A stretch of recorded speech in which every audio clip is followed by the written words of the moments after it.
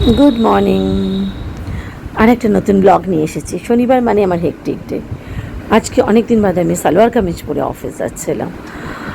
প্রচণ্ড পরিমাণে খাটনি থাকে আমার স্যাটারডে। এখন সব ইয়ার এন্ডিং সমস্ত কর্পোরেট, সমস্ত আইএস আইপিএসরা রেগুলার হসপিটাল, তাদের পুরো দেখাশোনা, তাদের সঙ্গে লিয়াজও সব আমাকে করতে হয়। অফিস থেকে এসেই এক বন্ধু বলল, চল সিটি সেন্টারে চলে এসো। কিছু কাজ ছিল তার সাথে আমার, তো সেখানে চলে গেলাম। তখন এসে পৌঁছোয়নি, তাই জন্য আমি টাইটানে গিয়ে আমার কতগুলো ঘড়ির ব্যাটারি চেঞ্জ করলাম। তারপরে ভাগ্যশ্রীতে গিয়ে আমার কতগুলো বাড়ির জিনিসপত্র কিনলাম। তারপরে আমরা চিলিজে এসে মিট করলাম। কিছু কাজের কথা, কিছু আড্ডা, সব কিছুই ছিল অ্যাকচুয়ালি। চিলিজ আমার খুব ফেভারিট একটা জয়েন্ট বলতে পারো। সিটি সেন্টারে এখন হয়েছে, ওদের খাবারগুলো আমার ভালো লাগে। প্রচণ্ড গরম, তাই জন্য বলা হলো চলো একটা বিয়ার আমরা হাফ হাফ খাই, চিল করি। দুজনেই প্রচণ্ড পরিমাণে টায়ার্ড ছিলাম আমরা, সেই কারণে একটা বিয়ার অর্ডার করা হলো। এই বিয়ারটা অবশ্য নতুন খেলাম, একটা বিয়ার দুজনে হাফ হাফ। বুঝতেই পারছো সেটা কতটুকু থাকে। একটা 500 ml বিয়ার খেয়েছিলাম।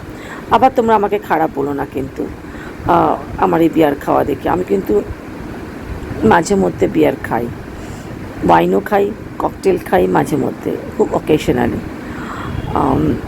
তারপর আমরা একটা খুব সুন্দর ভেজ প্ল্যাটার অর্ডার করলাম, ভীষণ ভালো ছিল এটা। ওটা খেয়ে মোটামুটি পেট ভরে গেল। যে ডিনার করব সেটা আর হলো না। তারপর ডিনারটাকে প্যাক করে নিলাম। ও বললো না ডিনার করতেই হবে, তো ডিনার প্যাক করে নাও। তাই জন্য একটা ননভেজ প্ল্যাটার আমি প্যাক করলাম, সেটাও খুব ভালো। বাট এখনও খাইনি, ডিনার করলে বুঝতে পারবো। বাট ভেজ প্ল্যাটারটা ভীষণ ভালো ছিল। ওর মধ্যে চিজ বল ছিল, ওর মধ্যে বার্গার ছিল, ওর মধ্যে পোটাটো ওয়েজেস ছিল, ওর মধ্যে ট্যাকুজের মতন ছিল, খুব সুন্দর ছিল, অনেক কিছু ছিল। আর তারপর আমার একটু কাজকর্ম নিয়েই আমি অ্যাকচুয়ালি গেছিলাম সিটি সেন্টারে। সিটি সেন্টার আমার বাড়ির এত কাছে, কিন্তু আমি মনে হয় সব থেকে কম যাই। কারণ আমার আজকাল আর মল টল খুব একটা ঘুরতে ভালো লাগে না। বন্ধুদের সঙ্গে যখন দেখা করি, কোনো একটা ক্যাফেতে বসে আমরা আড্ডা মারি, চিল করি, বাস শেষ হয়ে যায়। আর আজকাল এই যারা তোমরা ড্রিঙ্ক করো না, বা আমি ড্রিঙ্ক করি না, কিন্তু ওকেশনালি আমি ড্রিঙ্ক করি, সেখানে তোমরা কিভাবে নেবে সেটা তোমাদের ব্যাপার। বাট আমি কি, সেটা আমি তোমাদের সামনে সবসময় খুব জেনুইন বলতে চাই, বিকজ আমার মধ্যে কোনো লুকোচুরি থাকুক, আমি এটা চাই না। এই ছেলেটি খুব সুন্দর করে সব ককটেল বানাচ্ছিল, আমি দেখছিলাম সব। ককটেল খাই না এই জন্যে, প্রচণ্ড সুগার সিরাপ থাকে তার মধ্যে, সেই জন্যে খাই না। সব থেকে ককটেল হচ্ছে লস খাওয়া। অ্যালকোহলের পরিমাণ খুব কম থাকে, পুরোটাই থাকে হচ্ছে সুগার সিরাপ টিরাপ ডিফারেন্টের, প্রচণ্ড মিষ্টি, সুগার কন্টেন্ট অনেক বেশি থাকে, তাই জন্যে না খাওয়াই বেটার।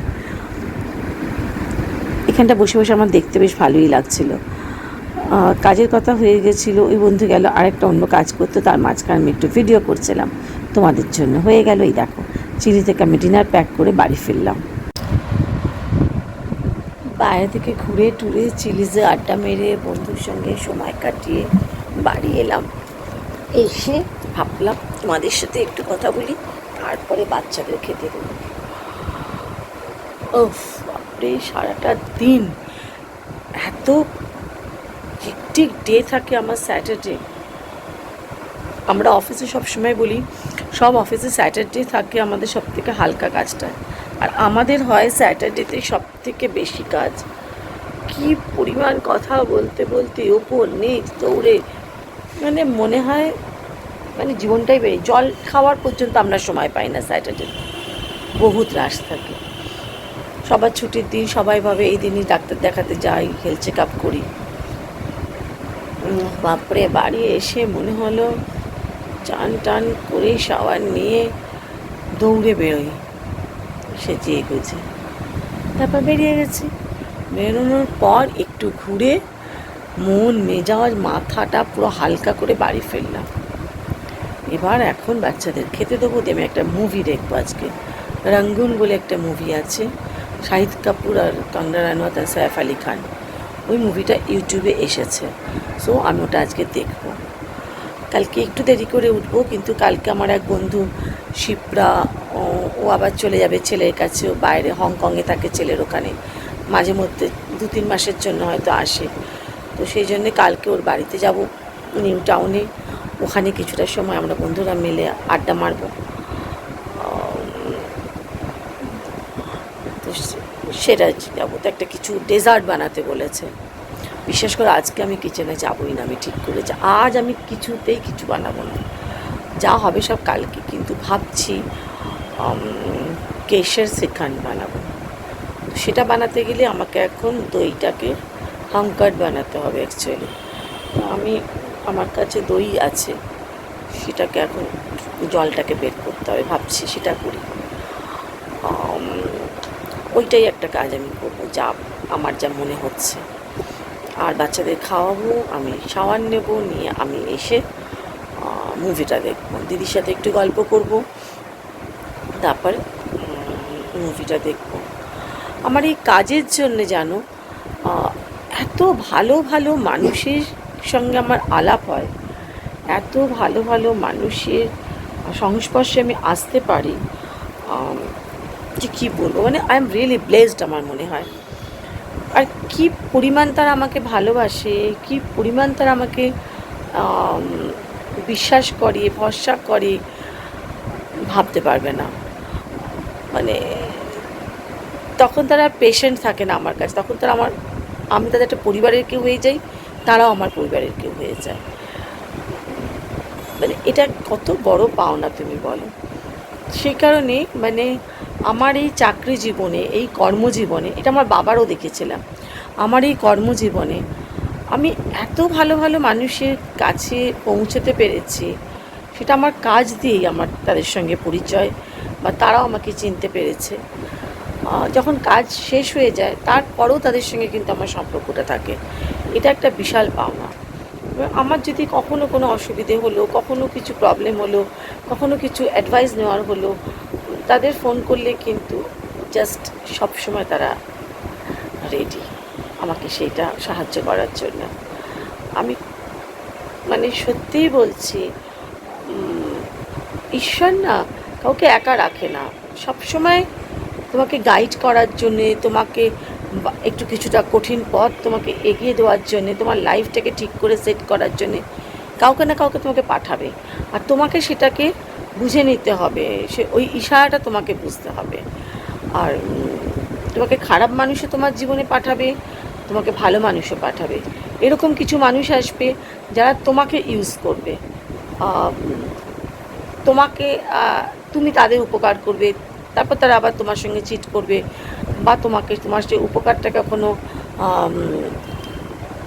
অ্যাকনলেজ করবে না, তারপর তাও তোমার সঙ্গে তারা সম্পর্ক রাখবে না। এরকমও যেমন আছে, তাদের খারাপ বলছি না, মানে এটাও একটা লেসন আমার কাছে, বা এক্সপিরিয়েন্স, বা আমি এগুলো না হলে আমি শিখবো কী করে, বুঝবো কী করে। কিন্তু এরকম প্রচুর মানুষ আছে যারা আমাকে অপরিসীম ভালোবাসে, অপরিসীম তারা আমাকে ভরসা করে, বিশ্বাস করে আমি কি করে ভালো থাকবো, আমি কি করে আমার যাতে কোনো অসুবিধে না হয়, প্রত্যেকটা সময় তারা বলে আমার তোমার পাশে আছি। তো সেটাই বলছিলাম, মানে এটা আমার বিশাল বড় পাওনা। আর এইসবের জন্যই না আমি এত স্ট্রং হয়ে গেছি, কারণ আমার মনে হয় এনারা তো আছেন আমার সঙ্গে, এনারা তো সবসময় আমাকে সাপোর্ট করছে। যেখানটা আমার অসুবিধে হবে নিশ্চয়ই আমি বললে ঈশ্বর তো আছেই, ঈশ্বর তো ডাইরেক্ট আমাদের জন্য কিছু করতে পারে না, কারোর মাধ্যম দিয়ে করে। তো সেইটাই, কিছু ভালো বন্ধুবান্ধব আছে, নিজের দিদি আছে, রিক আছে, শিলাদিত্য আছে, মানে আমার দিদির হাজব্যান্ডকে আমি একটু নাম ধরেই রাখি আছে। তো তাই জন্যে মানে লাইফটা সত্যিই খুব সুন্দর করে কাটাতে পারি। আর এই যে বন্ধুরা আমার জন্য আমার সঙ্গে বেড়াতে যাচ্ছে, ওদের পরিবার আছে, ওরা তো পরিবারের সাথে বেড়াতে যেতে পারে, বাট ওরা আমার সাথে বেড়াতে যাচ্ছে, ওরা জানে পূর্বানালে কী করে ঘুরবে, হয়তো সেগুলো কি পাওনা নয় বলো? অনেক পাওনা, অনেক বড় পাওনা।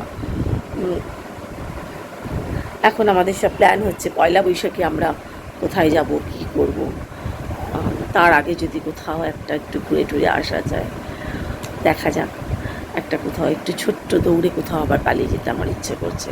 প্রচুর গরম, তাও ঠিক আছে, অসুবিধে কী? কত ভালো ভালো জায়গা আছে আশেপাশে, যদি একটু ঘুরতে যাওয়া যায়। সমস্যা একটাই, বাচ্চাদের ছেড়ে সন্ধেবেলা থাকাটাই আমার কাছে ভীষণ সমস্যা। সারাদিন ঠিক থাকি, তারপরেই মন খারাপ করতে থাকে। এটা একটা বড় সমস্যা। বাট ঠিক আছে, কি করা যাবে? ওরাও জানে মাকে এইটুকু ছাড়তেই হবে। আজকে কিন্তু প্রচণ্ড গরম জানো, বেশ গরম। সারাদিনই মোটামুটি আজকে আমাকে এসি চালাতে হয়েছে বাচ্চাদের জন্য। চুলবুল জল মেখে সারা গা ভিজিয়ে বসে থাকে। শনিবার একটু বেরোলে, সানডে একটু বেরোলে কিন্তু ভালোই লাগে। তোমরাও এরকম বেরোবে, একটুখানি মলে গেলে, ছোটোখাটো কিছু একটা কিনলে, দেখবে কেনা সবসময় থাকে বাড়িতে, কিছু কিনলে দেখবে ভালো লাগবে। একটুখানি ঘুরে এলাম, আমার ভালো লাগলো। আর আমার আরেকটা জিনিস আছে, বন্ধুদের মধ্যে মিথ্যে কথা বলা, বন্ধুদের মধ্যে চালাকি করা, এগুলো না মানুষ বোঝে না।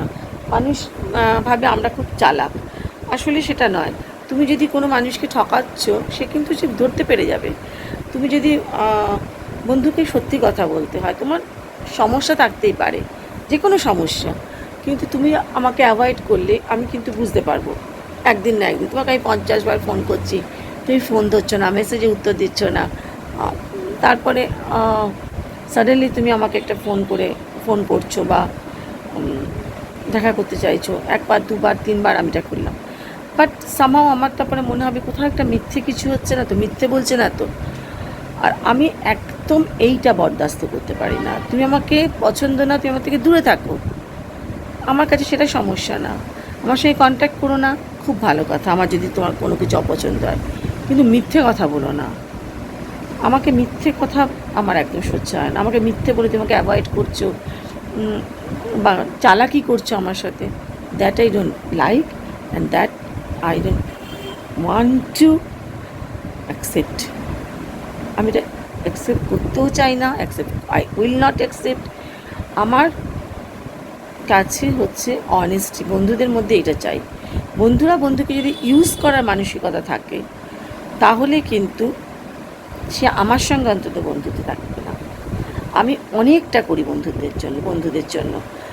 আর আমাকে যদি কেউ ইউজ করবে বা আমাকে কেউ অ্যাভয়েড করছে বা আমাকে কেউ ভাবছে কোনো চালাকি করছে অ্যাভয়েড করার জন্যে, একটা মিথ্যে বলে যাচ্ছ, আমি কিন্তু বুঝতে পেরে যাই, আমি কিন্তু সেখান থেকে সরে আসবো। সেই কারণে আমি এটা আমার সব বন্ধুদের কাছে রিকোয়েস্ট। আমার কিছু খারাপ লাগতেই পারে, তোমাদের এটা বলতেই পারো, সেটা অ্যাকসেপ্টেড, কিন্তু প্লিজ আমাকে মিথ্যে কথা বলো না কেউ। এটা আমার সব ফ্রেন্ডদের কাছে আমার একটা মিনতি, এটা আমার আর্জেস মাই রিকোয়েস্ট। চলো যাই, অনেক কাজ, মুভি দেখবো, ডিনার করবো একটু পরে। বাচ্চাদের আজকে আইসক্রিম খাওয়ার দিন, ওদের ডিনার করিয়ে তারপর ওদের আইসক্রিম খাওয়াবো, তার সঙ্গে আমিও একটু খাবো। চলো টাটা, কালকে একটা নতুন ব্লগ নিয়ে তোমাদের কাছে আসবো। ভালো লাগলে শেয়ার করো, সাবস্ক্রাইব করো, সবাইকে বলবে দেখতে, ঠিক আছে? Tata, by.